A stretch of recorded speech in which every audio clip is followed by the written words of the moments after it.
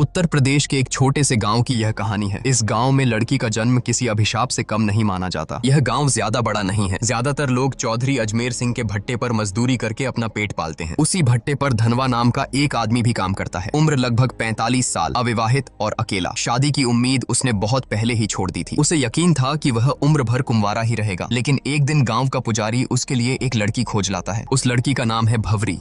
उम्र करीब 21-22 साल। गांव में लोग कहते हैं कि वह बड़ी मनहूस है। वजह भी अजीब है। अब तक उसकी 3 बार शादी तय हुई, लेकिन हर बार दूल्हा मौत के मुंह में चला गया। एक की मौत तो मंडप में ही हो गई, दूसरा रिश्ता कभी मुकाम तक पहुंचा ही नहीं, और तीसरा तो सबसे दर्दनाक, शादी के दिन ही दूल्हा घोड़े से गिरकर मर गया। भवरी की शादी में आए 5 खास लोग कहानी की असल परत खोलते हैं। पहला है चौधरी अजमेर सिंह, गाँव का सबसे बड़ा जमींदार और रोजगार दाता। दूसरा है उसका मैनेजर सौरभ, जो पहले मजदूर था लेकिन अब चौधरी का खास गुंडा बन चुका है। मजदूरों से हफ्ता वसूली करना और उन पर दबंगई दिखाना उसका काम है। तीसरा है गांव का पंडित, धर्म के नाम पर ढोंग करना, पैसों के लिए तंत्र मंत्र रचाना और औरतों की इज्जत लूटना, यही उसका असली चरित्र है। चौथा है गांव का दुकानदार, जो उधार तो देता है लेकिन बदले में औरतों के जिस्म पर बुरी नजर डालता है। और पांचवा, सबसे खतरनाक, गांव का डॉक्टर, जिसे लोग भगवान का रूप मानते हैं लेकिन असल में वह इंसानियत का सबसे बड़ा गुनहगार है। भवरी की शादी में चौधरी के 2 छोटे भाई दया और गोपाल भी मौजूद हैं। दोनों ही अपने बड़े भाई पर गुस्सा निकाल रहे हैं कि उसने धनवा की शादी इतनी जवान और खूबसूरत लड़की से कैसे होने दी। ये दोनों गांव के छठे हुए बदमाश हैं। गांव में शायद ही कोई ऐसी लड़की बची हो जिस पर उनकी गंदी नजर न पड़ी हो। शादी वाले दिन जब पूरा गांव दावत में मस्त था,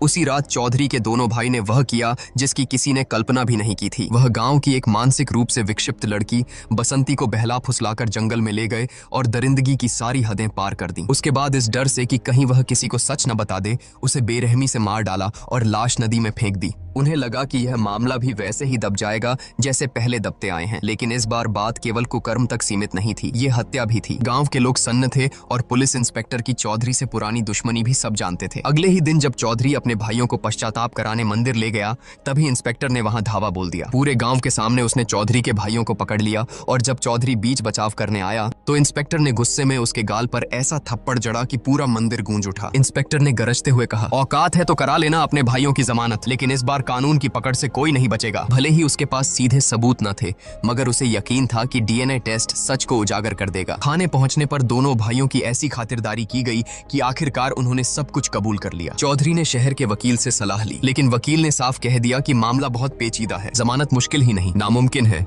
हाँ, सेटिंग की जाए तो रास्ता निकाला जा सकता है, लेकिन इसके लिए मोटी रकम चाहिए। चौधरी के पास उस वक्त पैसे नहीं थे। तभी गांव का पंडित उसकी मदद के लिए आया और बोला, चिंता मत करो चौधरी, मजदूरों की मजदूरी से पैसे काट लो। 300 मजदूर हैं, हर किसी की आधी मजदूरी रोक लो, देखते देखते रकम पूरी हो जाएगी। और हुआ भी वही, मजदूरों की आधी मजदूरी काट ली गई। मजबूरी में मजदूर काम छोड़कर भी नहीं जा सकते थे, क्योंकि आसपास दूसरा कोई भट्टा ही नहीं था। जो विरोध करता उसे धमकियां मिलती या उसकी कुंडली दिखाकर डराया जाता। गरीब मजदूरों की हालत बद से बदतर हो गई। बुधवार नाम का मजदूर अपने बीमार बेटे की दवा तक नहीं खरीद सका। आखिर उसकी पत्नी मालती को बेटे के इलाज के लिए गांव के डॉक्टर के साथ सोना पड़ा। अगले दिन धनवा खुद अपनी बकाया मजदूरी मांगने चौधरी के पास गया। चौधरी ने बेहयाई से कहा, पैसे चाहिए तो अपनी औरत को भेज दे मेरे पास, मजदूरी पूरी मिल जाएगी। यह सुनकर धनवा भड़क उठा। उसने पलटकर कहा, ठीक है चौधरी, मैं 7 दिन की मजदूरी छोड़ देता हूँ, तुम अपनी बीवी को मेरे पास भेज दो। चौधरी इस जवाब से आग बबूला हो गया। उसने अपने लठैतों से मिलकर धनवा को बुरी तरह पिटवाया। हालांकि वह बच तो गया, लेकिन बुरी तरह घायल हो गया। डॉक्टर ने पट्टियां तो कर दी, पर जांच के बहाने उससे भी वसूली की फिराक में था। घर में खाने तक के लाले पड़ गए। तभी बुधवार की पत्नी स्कूल जाने वाली बच्ची को लेकर पंडित के पास पहुंची। पंडित ने कहा, इसका इलाज पूजा पाठ से होगा, रात को अकेले मंदिर आना होगा,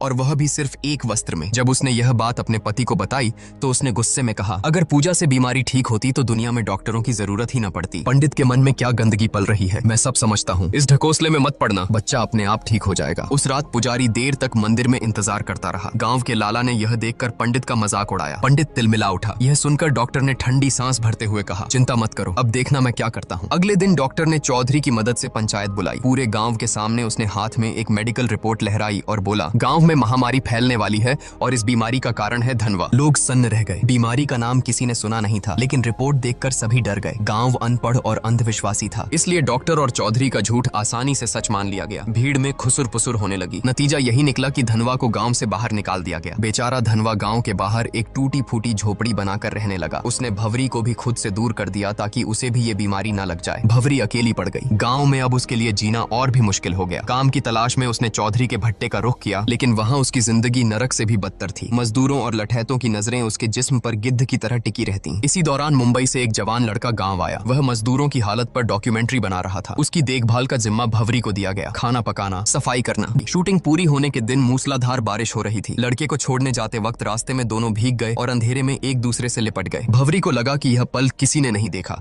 लेकिन सोरेन के आदमी ने उन्हें रंगे हाथों देख लिया। अगले ही दिन यह खबर आग की तरह गांव में फैल गई। पांचों बड़े रसूखदार बौखला गए। लड़के को सबके सामने बुरी तरह पिटवाया गया और पंचायत में भवरी पर आरोप लगाया गया।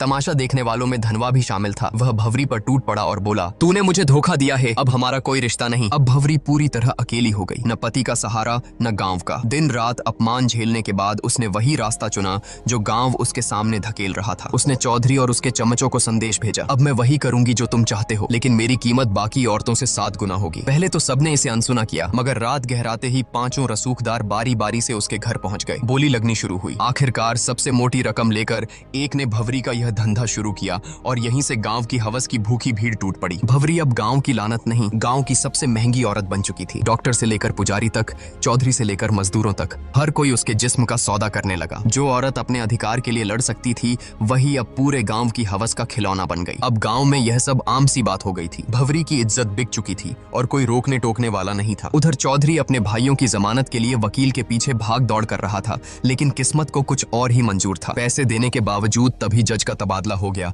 और चौधरी का पैसा डूब गया। वकील ने नया उपाय सुझाया, बसंती की दादी से समझौता करा लो, केस वापस ले लेगी। चौधरी भारी मन से दादी के पास पहुंचा, मगर वहां उसे ऐसा सच सुनने को मिला जिसने उसकी रूह तक हिला दी। दादी ने कहा, बसंती तेरी ही बेटी थी। चौधरी का दिल धक से रह गया। असल में सालों पहले उसका एक अवैध रिश्ता था और उसी से बसंती पैदा हुई थी। वह भले ही दिमागी तौर पर कमजोर थी, लेकिन खून तो चौधरी का ही था। यह सच्चाई जानकर चौधरी भीतर से टूट गया। गहरी खामोशी और तनाव ने उसकी आत्मा को ही घेर लिया। वह किसी से बात नहीं करता, हर वक्त गुमसुम बैठा रहता और आखिरकार मानसिक दबाव से उसकी मौत हो गई। किसी को समझ ही नहीं आया कि चौधरी जैसे ताकतवर आदमी का अंत ऐसे कैसे हो गया। लेकिन चौधरी की मौत के बाद भी गांव की गंदगी बंद नहीं हुई। इसी बीच डॉक्टर की बेटी भी बीमार पड़ गई। गुपचुप इलाज कराने पर पता चला कि उसे एड्स हो गया है। गुस्से में डॉक्टर उसे मारता पीटता रहा और पूछता रहा कि किससे मुंह काला किया। लड़की ने बताया कि उसका अफेयर डॉक्टर के असिस्टेंट मनु से था। जब मनु की पिटाई हुई तो उसने कबूल किया कि वह भवरी के पास भी जाता था। यह नाम सुनते ही डॉक्टर का चेहरा जर्द पड़ गया। उसे याद आया कि वह भी भवरी के पास कई बार जा चुका है, यानी कि भवरी अब मौत की वजह बन चुकी थी। धीरे धीरे पूरे गांव में मौतों का सिलसिला शुरू हो गया। औरतें हों या मर्द,